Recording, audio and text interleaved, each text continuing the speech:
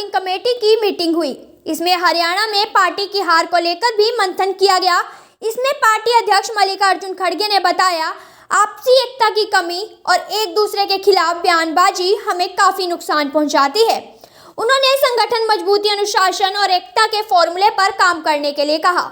इस मीटिंग में राहुल गांधी के साथ सिरसा से सांसद कुमारी शैलजा, रोहतक से सांसद दीपेंद्र हुड्डा और राज्यसभा सांसद रणदीप सुरजेवाला समेत अन्य नेता शामिल रहे। 2024 के लोकसभा चुनाव के परिणाम के बाद कांग्रेस पार्टी ने नए जोश के साथ वापसी की थी, लेकिन उसके बाद हुए राज्य के चुनावी नतीजे हमारी उम्मीदों के अनुरूप नहीं रहे। हमारा अपेक्षा से कम प्रदर्शन रहा। भविष्य के लिए लिहाज से हमारे लिए चुनौती है। हमें तुरंत चुनावी नतीजों से सबक लेते हुए संगठन के स्तर पर अपनी सभी कमजोरी और खामियों को दुरुस्त करने की जरूरत है। ये नतीजे हमारे लिए संदेश हैं। सबसे अहम बात जो मैं बार बार कहता हूँ कि आपसी एकता की कमी और एक दूसरे के खिलाफ बयानबाजी हमें काफ़ी नुकसान पहुँचाती है।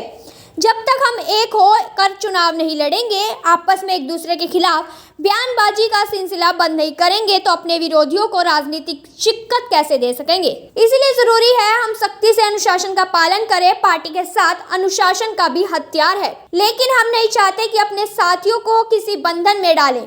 इसलिए सबको सोचने की दरकार है कि कांग्रेस पार्टी की जीत में ही हम सबकी जीत है और हार में हम सबकी हार है। पार्टी की ताकत से ही हमारी ताकत है।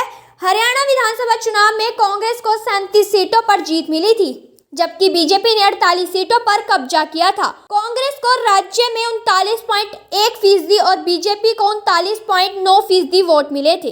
कांग्रेस अपनी जीत को लेकर काफी आश्वस्त दिख रही थी, लेकिन परिणाम के दिन झटका मिला। महाराष्ट्र विधानसभा चुनाव में कांग्रेस को महज 16 सीटों पर जीत मिली है। गठबंधन में उसकी सहयोगी शिवसेना को 20 और एनसीपी को 10 सीटें मिली हैं। 2 सीटों पर समाजवादी पार्टी को भी सीट मिली है। जून 2023 में शक्ति सिंह गोहिल के गुजरात जाने के बाद दीपक बाबरिया को हरियाणा कांग्रेस का प्रभारी बनाया गया। बाबरिया को राहुल गांधी के किचन कैबिनेट का सदस्य माना जाता है। प्रभारी बनाए जाने के बाद न तो बाबरिया संगठन तैयार कर पाए और न ही गुटबाजी को रोक पाए। साथ ही उन्होंने इसकी जानकारी केंद्रीय नेतृत्व को भी नहीं दी।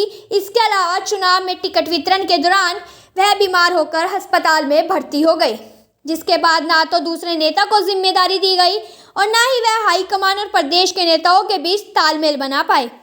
विधानसभा चुनाव में अजय माकन हरियाणा चुनाव में स्क्रीनिंग कमेटी के प्रमुख थे। टिकट वितरण का काम स्क्रीनिंग कमेटी के पास ही रहता है। टिकट वितरण में केवल हुड्डा गुट को ही अहमियत दी गई।